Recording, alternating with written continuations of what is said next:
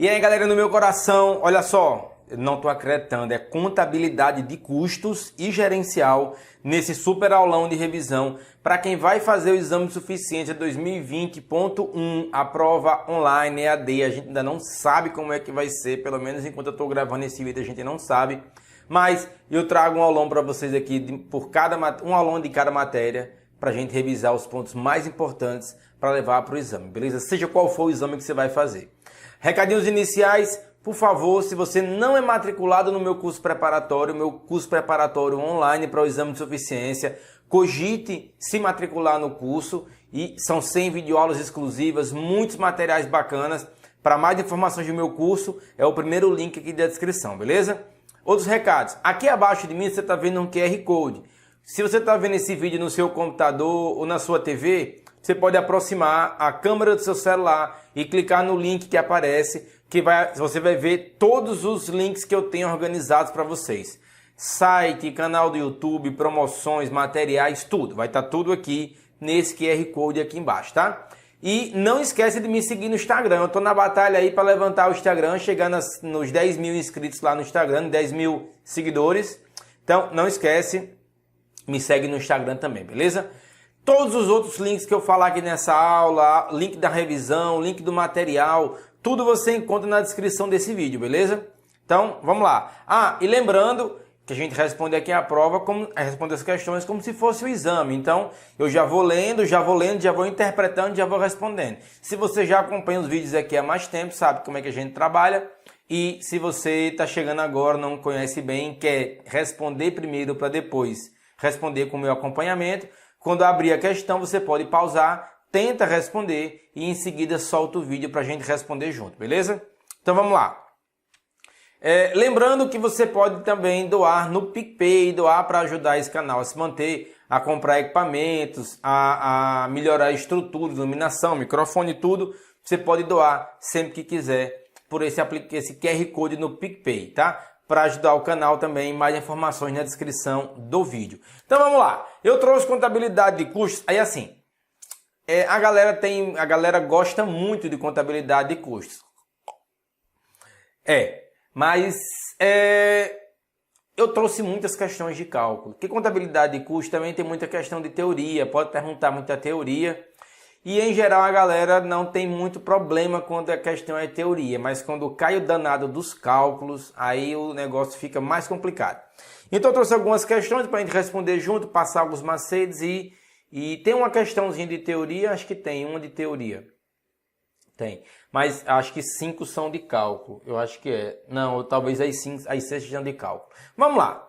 Durante o mês de julho de 2020, uma indústria que produz seus produtos em ambientes separados do local de comercialização obteve os seguintes gastos. Olha as informações que ele já dá. Produz... Cadê minha canetinha? Cadê? Eu tinha esquecido de ligar a mesinha no computador. Não funciona não se não ligar. Então, uma indústria que produz seus produtos em ambientes separados do local de comercialização. Ou seja, existe uma fábrica e existe uma loja.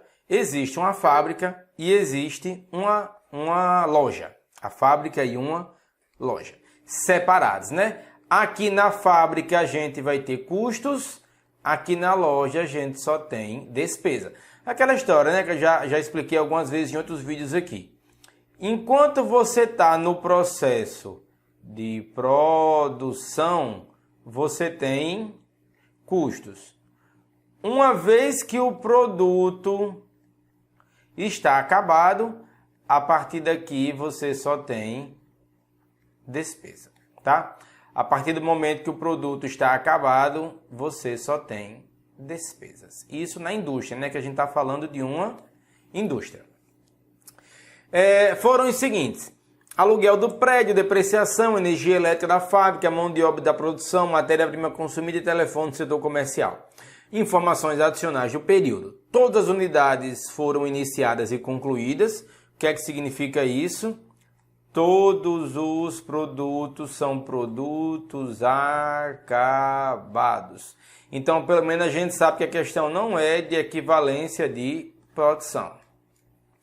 100 produtos em processo no início e no fim. Também não tinha nada. É a mesma coisa aqui, né? Que ele disse, 100 produtos em processo é o mesmo que tudo que foi iniciado foi acabado. Então, só tem produto acabado. Com base nos dados acima, assinale a opção correta. Aí a questão pede custo de produção acabada, custo de produção do período, custo de transformação, custo primário. Tem os valores aí. Ó, vamos supor que você, assim como a maioria, não gosta muito de custos e quer acelerar essa resolução aqui, quer marcar o quanto antes, quer pular, não sei o que você quer fazer da sua vida. Mas leia, o que a gente faz muito aqui é o seguinte, é perceber que as questões, elas quase sempre vão permitir que a gente elimine uma ou duas alternativas já de saída. E aqui, se você ler as alternativas com atenção, você vai perceber o seguinte, que a letra A e letra B são a mesma coisa. Porque o custo da produção acabada e o custo da produção do período são exatamente a mesma coisa, já que toda a produção foi acabada. Uma coisa seria, custo da produção, e eu teria produtos acabados e produtos em processo. Como nesse caso não tem produtos em processo, toda a produção se refere a todos os produtos que foram acabados. Então, produção acabada e produção do período, essas aqui são a mesma coisa. São a mesma coisa. Então, uma automaticamente elimina a outra. Isso porque você não vai ter como marcar qualquer uma das duas aqui. Então, muita atenção nisso, muita atenção nessas questões, que são sinônimos. Se as duas apresentarem a mesma, elas se referem à mesma coisa, beleza? Então, aqui possivelmente você já vai eliminar. O custo de transformação no período foi de 8.420 e o custo primário do período foi de 74.200. 74.200, beleza? Então, deixa eu só acelerar aqui, né? Eu vou só riscar logo a letra A e a letra B, porque elas duas têm que estar erradas, tá? Elas duas têm que estar erradas. Vamos lá, ficamos com letra C e letra D. Para aí que custo de transformação, tá. Custo de transformação, custo primário e custo de produção. Vamos... Não, eu acho que eu não tenho como eliminar essas duas, não. Eu acho que eu dei uma devagada aqui. Mas vamos lá. Vamos deixar essas duas aqui. Afinal, a gente vai encontrar isso aqui mesmo. Vamos ver como é que vai funcionar. Custo de produção é só para lembrar que são sinônimos, mas não dá para eliminar, não. Tentativa e erro aqui. Vamos lá. Lembra, custos primários correspondem ao custo da matéria-prima, mão de obra direta. São os custos mais básicos do processo produtivo. Então, para encontrar custos primários, você faz matéria-prima mais mão de obra direta. Para encontrar o custo de transformação, corresponde aos custos incorridos para transformar a matéria-prima em produto. Então, vamos colocar aqui custo de transformação, como é que você encontra? É a mão de obra direta mais os custos indiretos de fabricação. Esse é o custo de transformação. Eu vou colocar igual em cima, MOD. E os custos de produção correspondem aos custos de matéria-prima, mão de obra. Então aqui, custos de produção.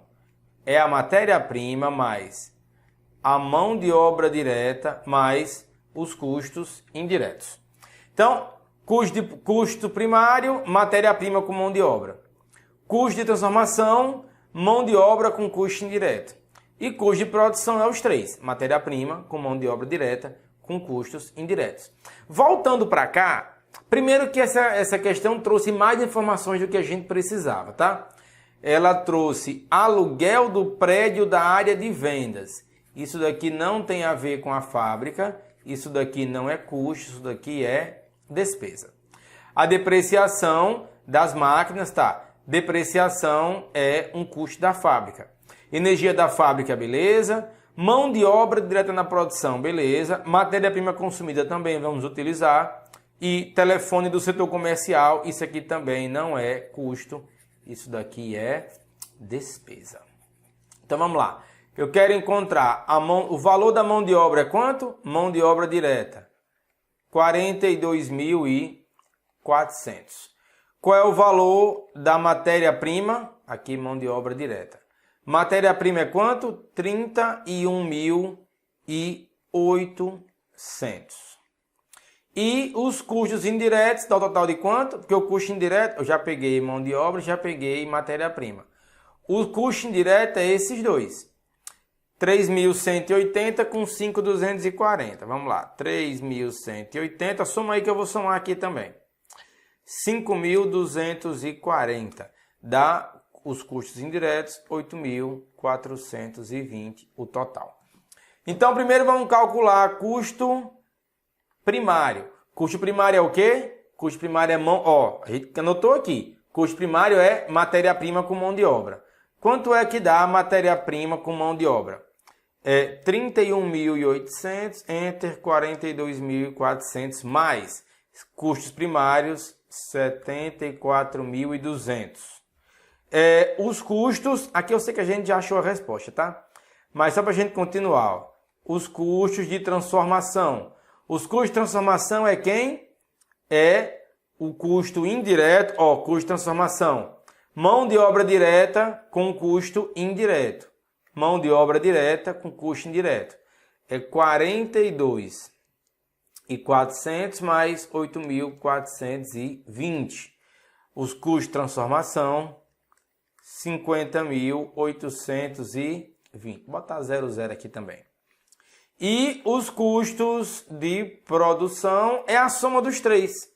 42.400, enter, 31.800, soma, 8.420, soma, 82.620. Então, desses três valores, custo primário, custo de transformação e custo de produção, nós temos ainda aqui a letra D como a única opção correta de marcar. Custo primário do período foi de 74.200. 74.200 foi a primeira coisinha que a gente achou aqui. Lembra, custo primário é o quê? Custo primário é o quê? Como é que a gente acha? Matéria-prima com mão de obra direta. O custo de transformação, mão de obra direta com custos indiretos. E o custo de produção é a soma dos três. Superada a questão 1, partiu a questão 2. Uma sociedade empresária...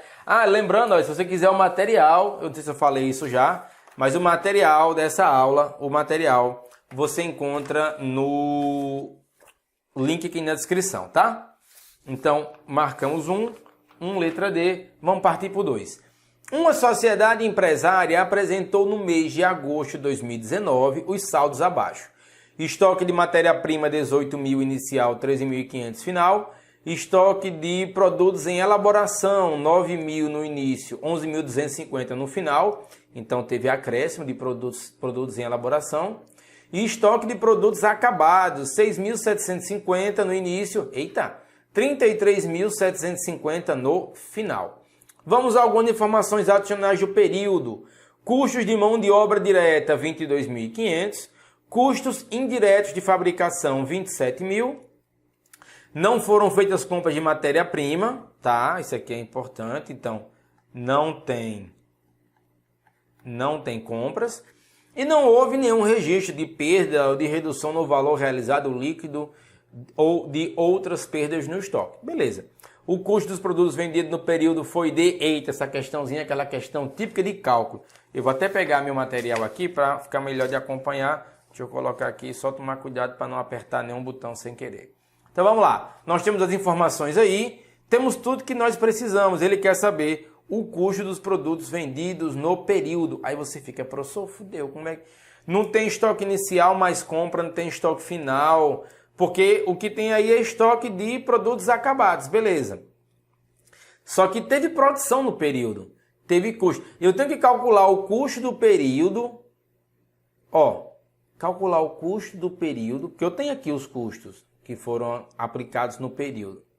Eu tenho matéria-prima, eu tenho como saber quanto de matéria-prima foi consumida, porque eu tenho o início e o fim. Eu sei a mão de obra direta e eu sei os custos indiretos de fabricação. Então eu consigo encontrar o quê? O custo da produção do período. mas ele quer o custo dos produtos vendidos. Como é que eu vou sair de custo da produção do período até o custo dos produtos vendidos? Como é que eu vou sair? Porque ele não falou nada, quantidade vendida, não falou nada. Nós vamos usar essas duas informações, produtos em elaboração e produtos acabados, beleza? Então, pensa comigo. Eu tenho que encontrar três coisas aqui. Eu tenho que encontrar o custo da produção do período. Quando eu encontrar o custo da produção do período, eu vou ter que diminuir o custo dos produtos em elaboração, porque produto em elaboração obviamente não foi vendido, e vou ter que diminuir o custo dos produtos acabados, porque o produto acabado que está no estoque, ele também não foi vendido. Então eu vou pegar toda a produção e vou diminuir pelo que está em elaboração e vou diminuir com tudo que está no estoque. Quando eu fizer isso, o que vai ser de resultado são minhas vendas. Tudo que eu produzi, tudo que eu gastei com produção, menos o custo do que não foi acabado, menos o custo do que continua no estoque, é o custo das vendas. É o custo das vendas. Então vamos lá. Como é que eu encontro o custo da produção do período? Como é que eu vou encontrar o custo da produção do período? Primeiro, eu tenho como encontrar a matéria-prima? Tenho. Porque a matéria-prima eu tinha 18 mil e agora eu só tenho quanto? 13... Apagar, né? Um riscadeiro medonho desse.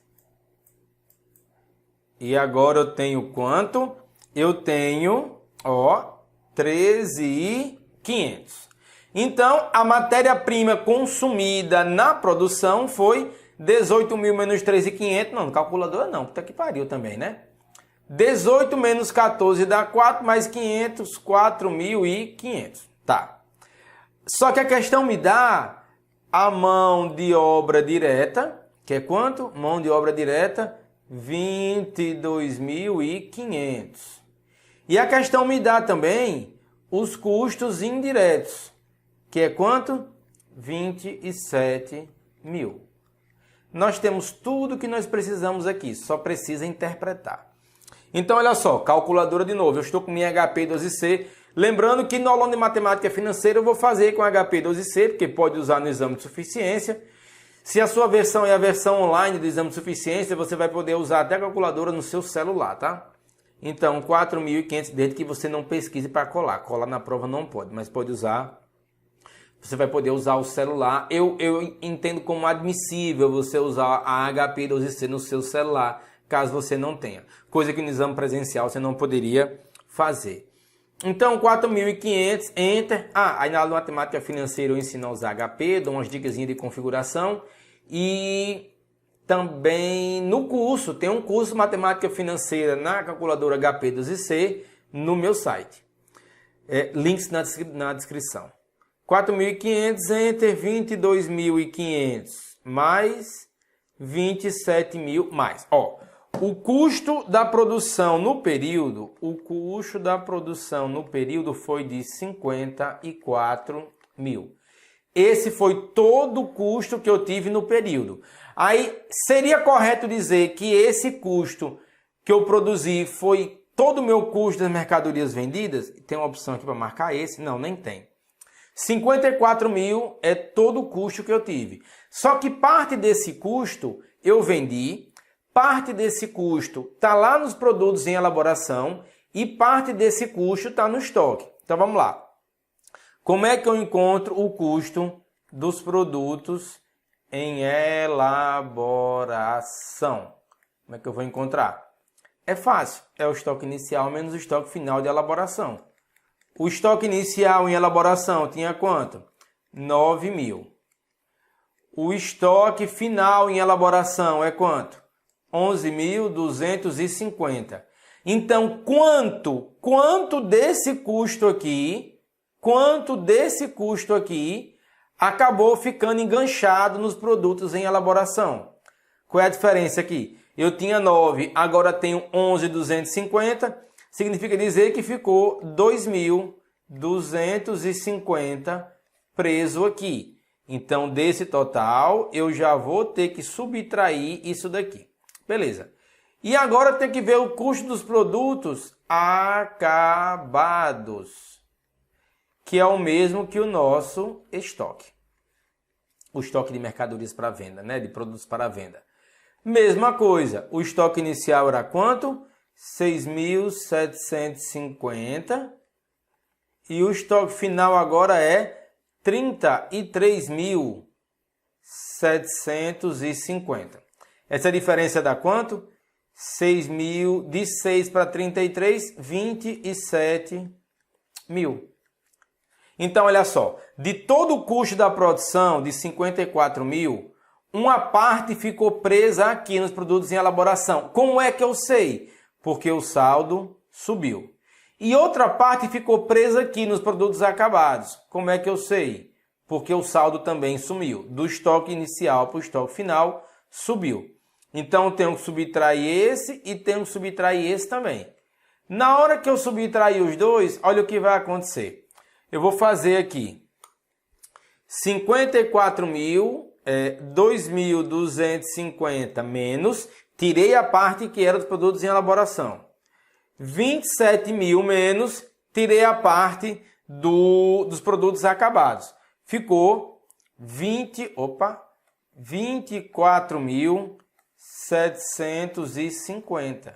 Esse é o custo das mercadorias que eu vendi. Porque a parte dos custos do período, menos o custo que ficou preso no produto em elaboração, menos o custo que ficou preso no meu estoque de produtos acabados. Se esse custo de 24.750 nem está em elaboração, nem está nos acabados, é porque ele foi vendido. E você marca a letra B de bola, 24.750. Belezinha? Show de bola, sabia que você ia gostar. 24.750. Vamos continuar então, vamos para a questão 3. A firma Lojas Entrepostos S.A., operando mercadorias isentas de tributo, isento, paga imposto não. Inclusive quanto a PIS e COFINS, apresentou o seguinte movimento de estoque, o qual numeramos para indicar a ordem cronológica. Numerado nada aí não. Estoque inicial 18, comprou 15, comprou 30, vendeu 48, comprou 60, vendeu 67. Dessa forma, podemos afirmar que o estoque final possui itens no valor de R$ 160 se for feita pelo PEPS e 125 pela média e R$ 90 se for pelo EPS. Eu vou dar uma dica aqui que eu acho que eu nunca dei nesses vídeos aqui no YouTube, de como você encontrar o valor do estoque final dos itens pelo PEPS e o EPS, assim, rapidão. Olha só. Aí também tem dica para média ponderada, né? Mas aí são outros 500. Olha só. Tinha 18 unidades, comprou 15, comprou 30, vendeu 48, comprou 60, vendeu 67. Para resolver PEPS e o EPS, você vai precisar de uma informação só. Qual o número de itens no estoque final? E como é que você encontra isso? É só somando tudo aqui. Essa informação também vale para a média ponderada, mas porque a gente quer fazer aqui, eu vou responder aqui o valor do item no PEPS e no EPS só numa canetada aqui. Acompanha comigo. 18, comecei com 18. Comprei 15, somei 15, 33. Comprei mais 30, somei 30, 63 unidades. Vendi 48, 48 menos, sobrou 15. Comprei mais 60, comprei 60, ficou 75. Vendi 67, se eu vendi 67, somei aqui em vez de subtrair. 18 enter, 15 mais, 30 mais, 48 menos 60 mais 67 menos. Ó, ficamos com 8 unidades. Então, depois que aconteceu tudo isso daí, comprei, vendi, comprei, vendi, comprei, vendi, ficaram 8 unidades. PEPS não é primeiro que entra ou primeiro que sai? Então, no PEPS, para o PEPS, você vai pegar o valor do último lote. E para o EPS, né, o último que entra o primeiro que sai, então você vai pegar lá o primeiro lote. Vamos lá. Se eu tivesse avaliando no PEPS, primeiro que entra, primeiro que sai, no final eu estaria com 8 unidades de onde? Dessa última compra aqui, ó. Fazendo pelo EPS, eu ia ter vendido já tudo que eu comprei antes. Fazendo pelo PEPS, perdão, eu teria vendido tudo que eu comprei antes. E pelo PEPS, eu teria 8 unidades desse lote aqui, que é o último que entrou. Se o primeiro que entrou é o primeiro que sai, o último que entrou vai ser o último a sair. Então, fazer uma continha aqui, ó. Quanto é o valor unitário nesse lote aqui? 9.600, enter, 60, divide. Pronto.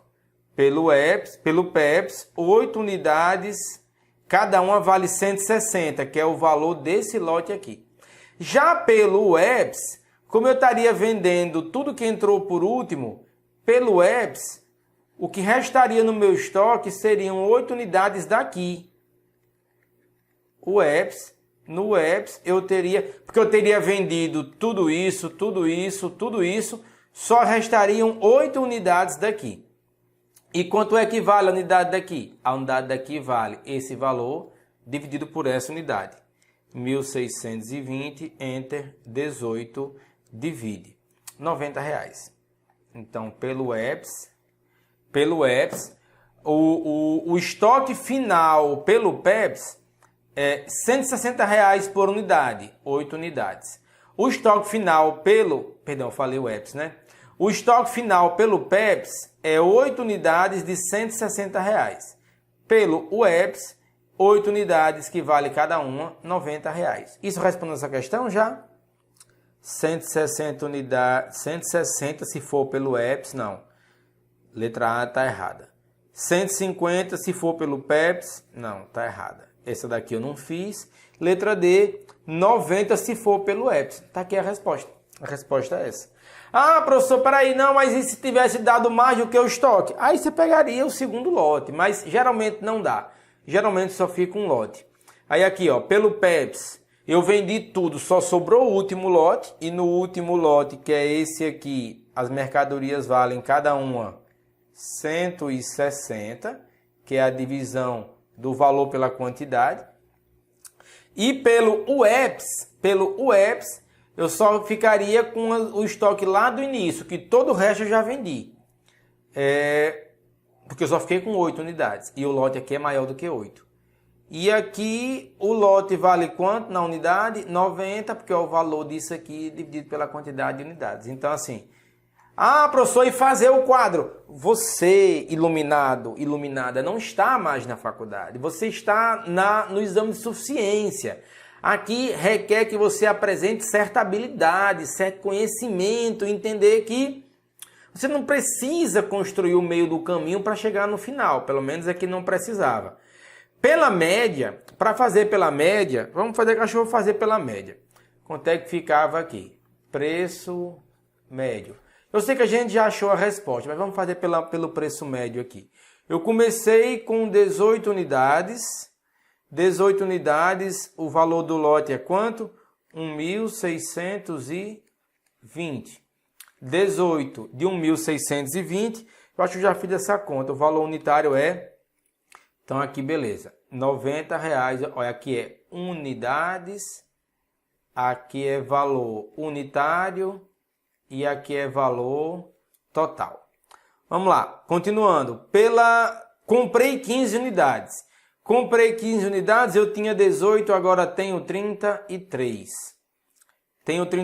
Meu estoque valia 1.620 e a compra de 1.500. 1.620 com 1.500 soma 3.120.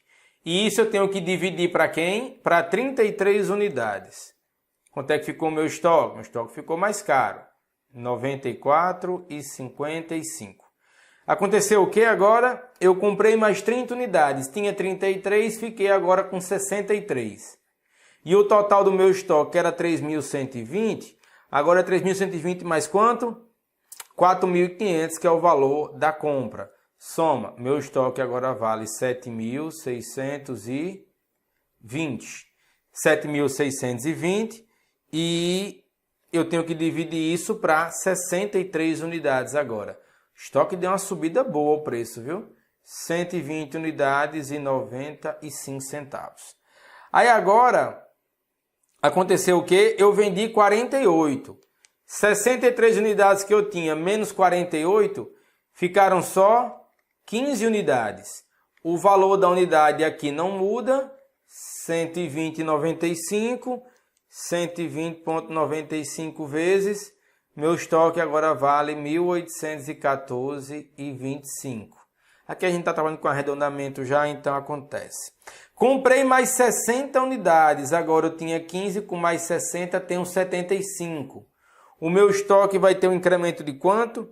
De mais 9.600. O meu estoque agora vale 11.414,25. Se eu dividir esse valor pelas 75 unidades, o meu estoque vale R$ 152,19 aproximadamente. Mas eu vendi mais 67 unidades, fiquei com quanto? Fiquei com 8. 8 unidades de 152,19. Quanto é que dá isso? 8 vezes. Meu estoque terminou valendo R$ 1.217,52. Isso pela média ponderada móvel, né? A gente fez aqui, nem precisava, fizemos só para encontrar. Encontramos o valor pelo PEBS e pelo EPS, né? Tá aqui, ó, encontramos 160,90 e a média ponderada deu 152, ficou ali no meio, entre uma coisa e outra. Então, beleza. Mas a gente já marcou o gabarito aqui, né? Gabarito é letra D. Já marcamos, parte para o abraço. Próxima. Essa aqui é boa. Aqui é boa. Eu já vi que essa palavrinha aqui, ó, equivalente de produção. Eu adoro questões equivalentes de produção. Vamos lá. Uma empresa inicia suas operações no mês de março de 2020. No final do mês, produziu 12.100 unidades, sendo que 8.500 foram acabadas e 3.600 não foram acabadas. Os custos da matéria-prima foram R$ 3.200.450. Interessante esse R$ 450. O custo da mão de obra direta foram R$ 749.920 e os custos indiretos de fabricação foram R$ 624.960. A produção não acabada recebeu os seguintes custos. Olha só. Produção não acabada. Faz todo sentido, então vamos ter que fazer conta de equivalência de produção. A produção não acabada recebeu os seguintes custos. 100% da matéria-prima, 2/3 da mão de obra e 3/4 dos custos indiretos de fabricação. Anota esses dados aí, viu? A matéria-prima, 100%. Então, esses 3.600 aqui que não foi acabado, para a matéria-prima está tudo ok. 2/3 da mão de obra. Só que para a mão de obra direta, só recebeu 2/3. E nos custos indiretos, só recebeu 3/4. Então, a gente vai ter que fazer cálculo de equivalência para a mão de obra e para os custos indiretos. Aplicando a equivalência de produção, o custo médio unitário. Ele quer o custo médio unitário. Beleza.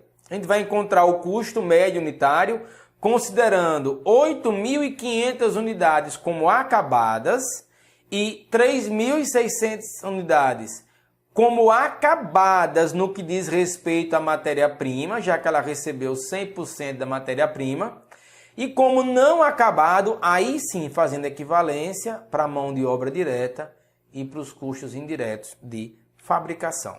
Vamos lá, que essas questões aqui são aquelas questõezinhas de custos puro. Eu quis botar a questão de custos puro aqui para a gente fazer cálculo, cálculo e cálculo e cálculo. Se não aguenta mais ler teoria, vamos fazer conta agora. Ó, para encontrar o custo unitário de produção, eu tenho que encontrar o custo da matéria-prima unitária mais da mão de obra direta unitária mais os custos indiretos unitários. Eu tenho o valor total disso, tenho o valor total disso e tenho o valor total disso. Quanto é o valor total da matéria-prima? Matéria-prima é 3.200.450. O valor da mão de obra direta total é quanto? 749.920. E o total dos custos indiretos? 624.960.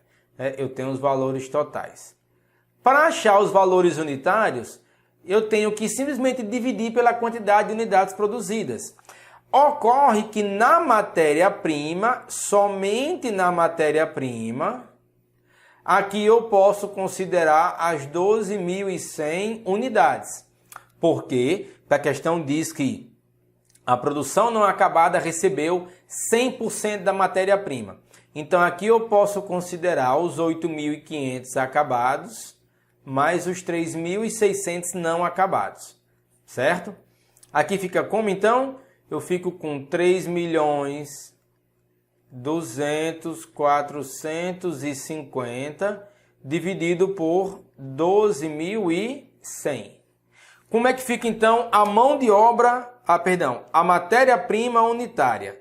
3.200.450 por 12.100 dividido, que beleza, deu 264,50.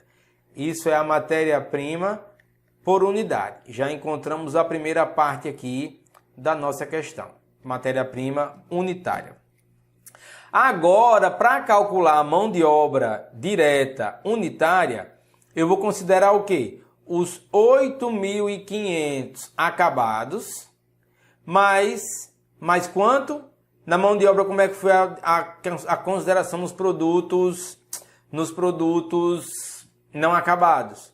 Recebeu, ó, 2/3. Então, aqui eu vou ter que fazer 2/3 de 3.600 e considerar essas duas unidades para somar. Na hora que eu for dividir a mão de obra direta, eu vou considerar 8.500 unidades, beleza? Mas eu vou considerar só 2/3 das 3.600, porque só 2/3 foi destinado aos produtos acabados. O mesmo raciocínio vale para os custos indiretos de produção.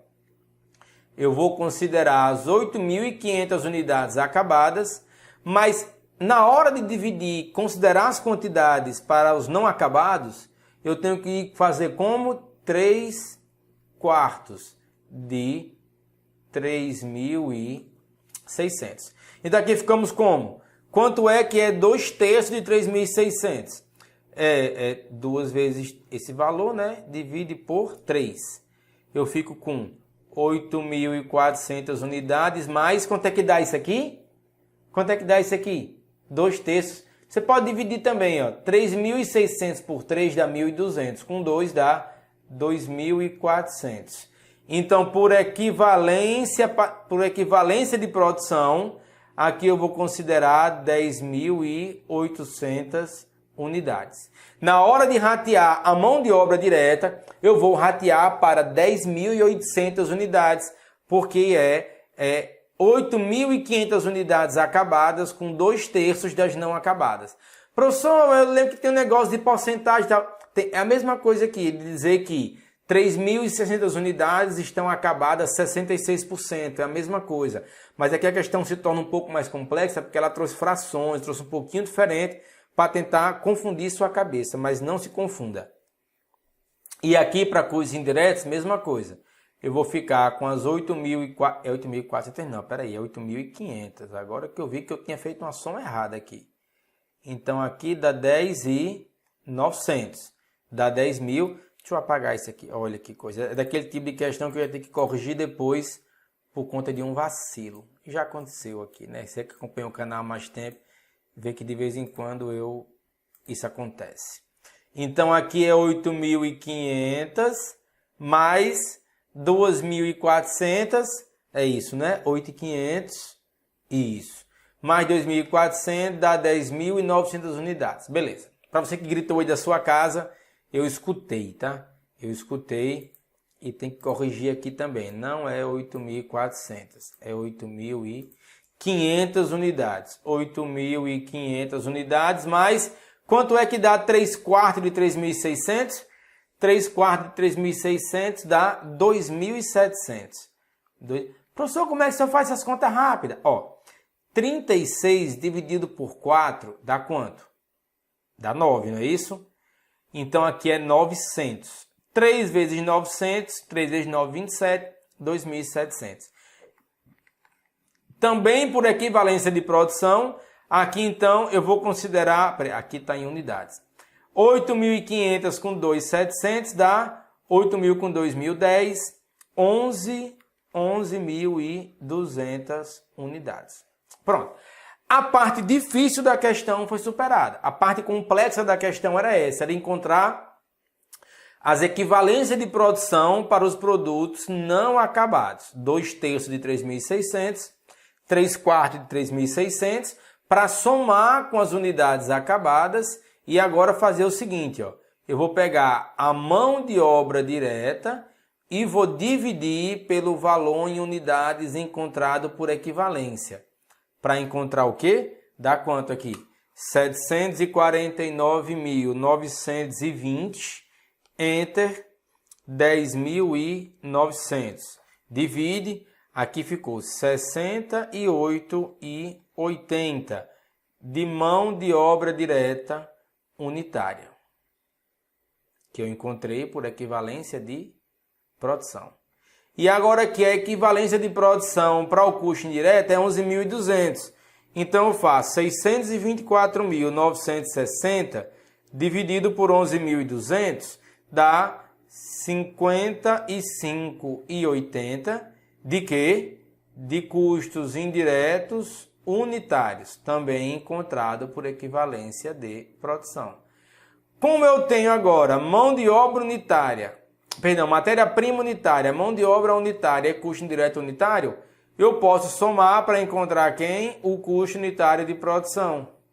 Quanto é que dá? 264.050, 68,80, 55,80. Dá 389,10. Essa é a questão mais choquinha. 389,10 da letra D de dado. Então, questão 4, letra D de dado. Mas calma, é uma questão um pouquinho mais complicada, uma questão um pouquinho mais chatinha, uma questão que exigia... Aqui ele não trouxe os percentuais como costuma aparecer nesse tipo de questão, trouxe frações. Aqui ele botou um 100%, beleza, mas assim, é uma questão questões de equivalência de produção, às vezes caem. Prova sim, prova não cai, então tem uma incidência bem razoável.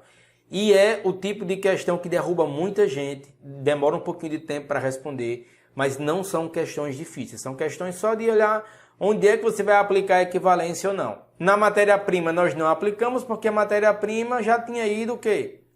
Outro jeito de falar isso aqui é assim, foi informado que a matéria-prima é totalmente enviada para a produção já no início. Totalmente enviada é o mesmo que dizer 100%. Percebe? Então são só formas diferentes de se falar a mesma coisa. Vamos para a questão 5. Questão 5 é boa. Ó. Considere as informações sobre os métodos de custeio. O custeio baseado em atividades exige que os custos das empresas sejam segregados em fixos e variáveis.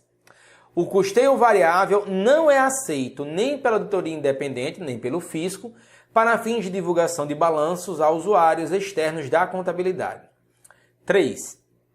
O custeio por absorção demanda o rateio dos custos fixos aos produtos. 4. O custeio variável demanda a utilização de direcionadores de custos que mantenham relações de causa e efeito entre recursos e atividades e entre estas e os objetos de custos. Tá. Estão corretas as afirmações? Só 1, 3 e 4, 2 e 3 e 2. Essa questão, ela tá ranqueada como difícil, porque ela tem umas pegadinhas meio violentas. Eu, quando fui escolher as questões para colocar no trabalho de vocês, aqui na lista de vocês, eu confesso que eu caí nessa pegadinha. Eu marquei no impulso e acabei errando.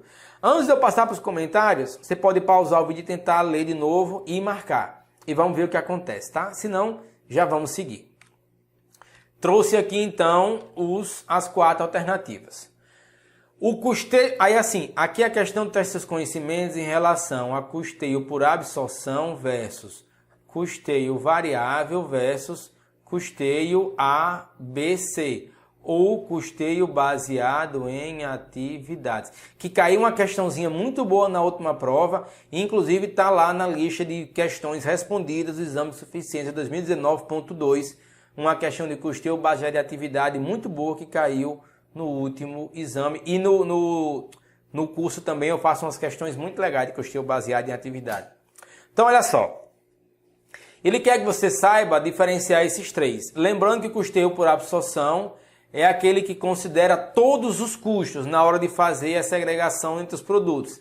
Ele considera todos os custos, todos. O custeio variável é aquele que considera só os custos variáveis. E ele manda tratar os custos fixos como despesa. Essa é a principal característica do custeio variável. O do custeio por absorção, ele considera todos os custos e divide para os produtos. O custeio variável é aquele que manda considerar só os custos variáveis e os custos fixos joga como despesa. E o custeio ABC, o custeio baseado em atividades, é aquela modalidade de custo que segrega os custos por direcionadores de gasto, ligadas a atividades e as atividades ligadas ao objeto, aos produtos. Então, sabendo disso, o item 1, o custeio baseado em atividades, exige que os custos das empresas sejam segregados em fixos e variáveis. Tá. Não é o custeio baseado em atividades que exige isso. Quem exige isso é o custeio variável. Eu tenho que separar em fixo e variável, porque o fixo eu vou tratar como despesa e o variável eu vou tratar como custo.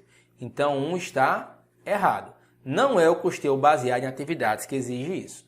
Item 2. O custeio variável não é aceito nem pela auditoria independente, nem pelo fisco, para fins de divulgação de balanços e usuários externos da contabilidade. Por que o custeio variável poderia não ser aceito? Porque o custeio variável manda tratar o custo como despesa. E o custo ele só impacta no resultado quando ele vira custo de mercadoria vendida. Já quando ele é tratado como despesa, ele já impacta diretamente na demonstração do resultado do exercício, porque ele já vai entrar como despesas administrativas. Se o custo fixo for tratado como despesa, ele entra integralmente direto na DRE, independente de que o produto seja vendido ou não. Consequentemente, diminui o lucro, consequentemente, diminui a tributação. Então, tratar custo fixo como despesa, você esconde resultado no estoque, porque o custo da mercadoria vendida só vai ser impactado pelo custo variável. E, direto na DRE, o custo de um produto que ainda está no estoque vai virar despesa. Se ele virar despesa, cai o lucro e cai a tributação.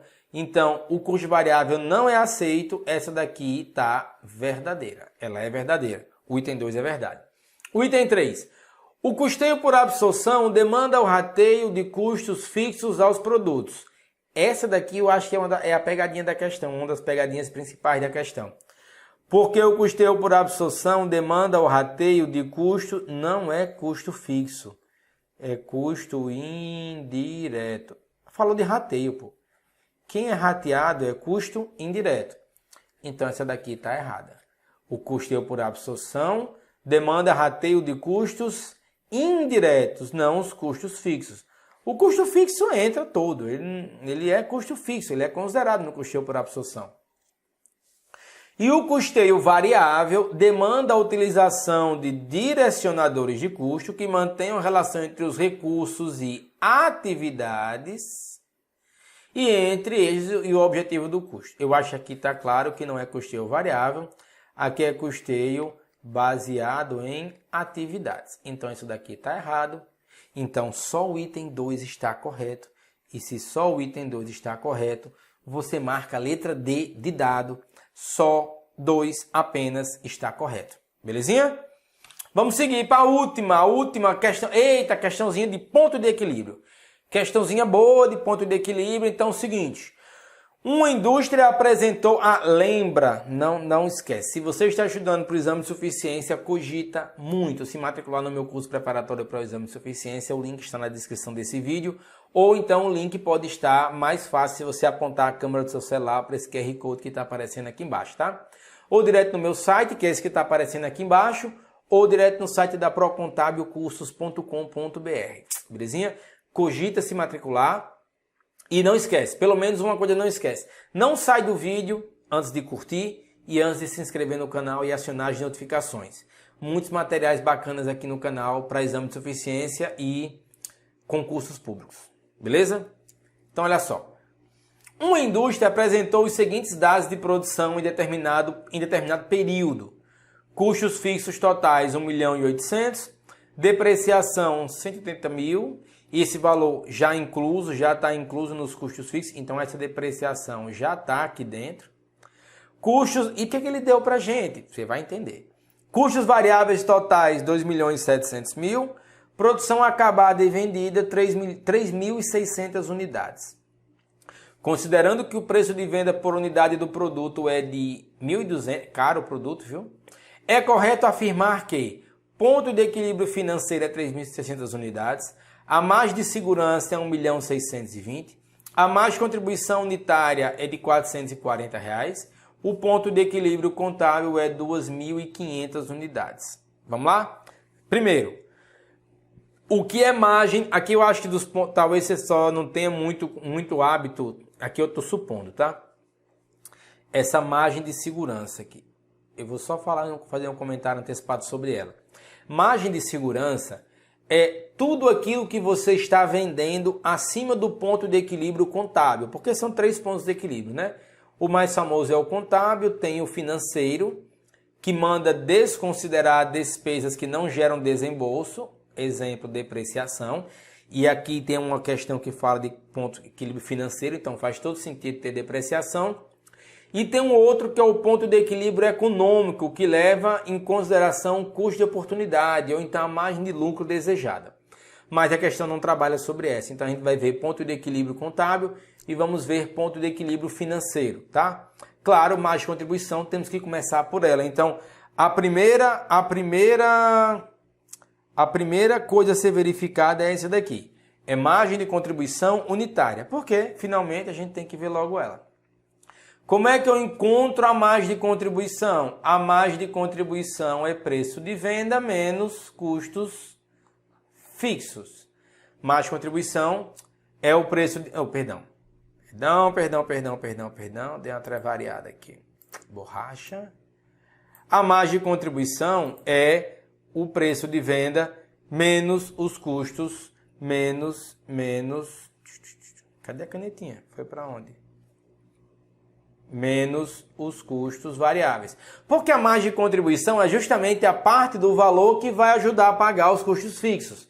Então, margem de contribuição é preço de venda menos custo variável. Margem de contribuição é 1.200 menos. Só que aqui é o valor unitário, né? A gente está falando de margem de contribuição unitária. E eu não sei o custo variável unitário, mas eu sei o custo variável total e sei a quantidade de unidades. Então, é só dividir.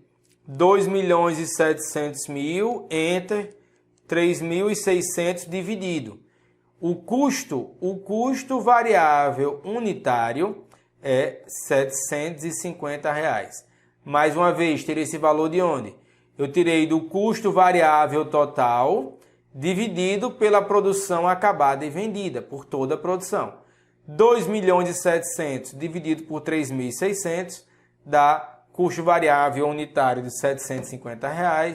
Aqui eu faço 750. Então a margem de contribuição unitária é R$ 450. Com essa informação, eu já elimino a letra C. A letra C está errada, porque ele diz que a margem de contribuição é 440, e não é 440, é 450.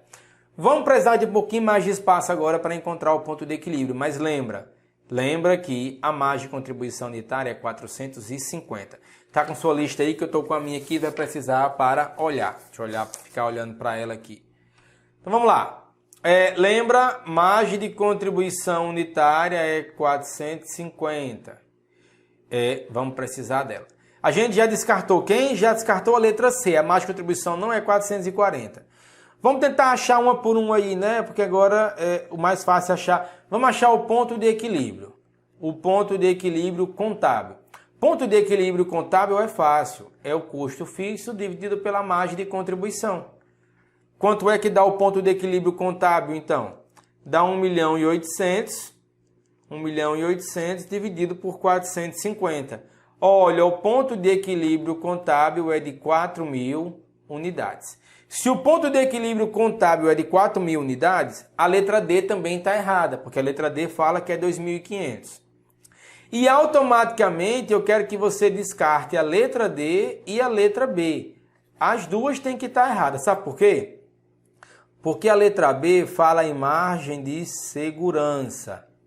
Só que assim, o ponto de equilíbrio contábil é 4.000.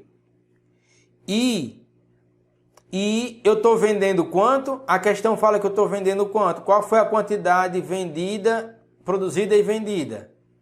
3.600. Então eu estou vendendo menos que o ponto de equilíbrio contábil.